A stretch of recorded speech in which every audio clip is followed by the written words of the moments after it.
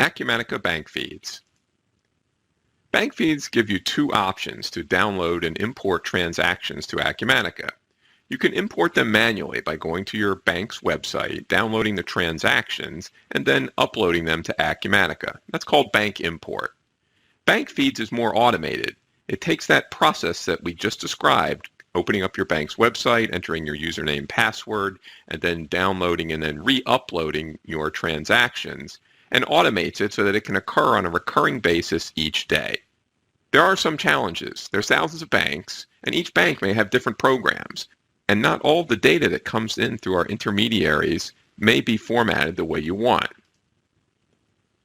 Once you get the data into Acumatica, you can use it to reconcile the transactions.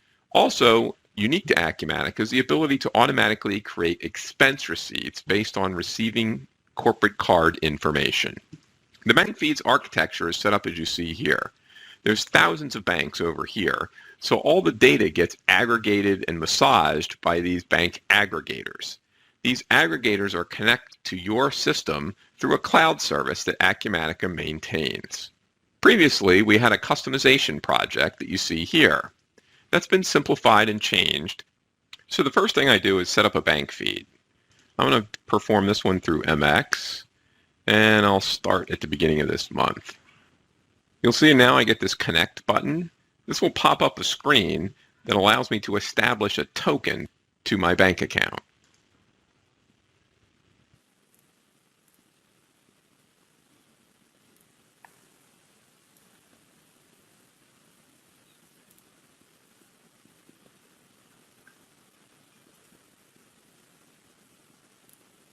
So I established a link to one of my accounts, the credit card account. So now I need to link that to a bank account.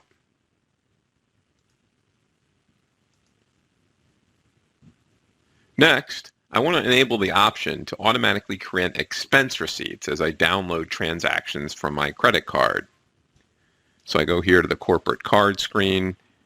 If many employees share the same account, then I can use this matching criteria to distinguish which transaction gets assigned to which employee. I'm going to do this as Maxwell Baker. I also need to have a default expense item. So I'll say I'll go in here and pick car rental.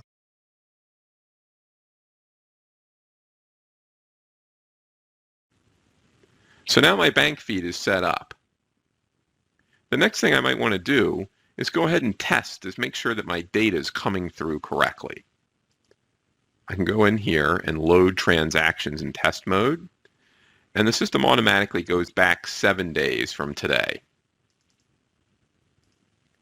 I hit load transactions, and you can see I've got a good variety of transactions coming through. Now that I've tested my account, I'm ready to roll. So the next thing I go to do is just retrieve bank transactions. This is the process that I'm going to run manually, but you would normally put this on a schedule. The retrieve bank transaction is going to use this import start date to go in and pull anything with a transaction date greater than or equal to that date. So I'm going to go ahead and process this one.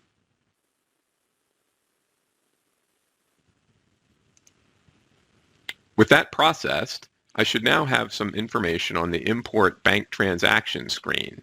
So you can see that I've got this transaction right here. None of these transactions were in the system. So let's go through and look at something, for example, this one, and I'm going to view the matched document. This one was identified as a meal. So now I can easily claim all these expenses after I validate that the expense item category is assigned correctly. Now the other thing that's interesting about the import bank transaction screen is notice that we have this ability to retrieve transactions. If I select an account that doesn't have a bank feed linked to it, you'll notice that I simply have an upload file option.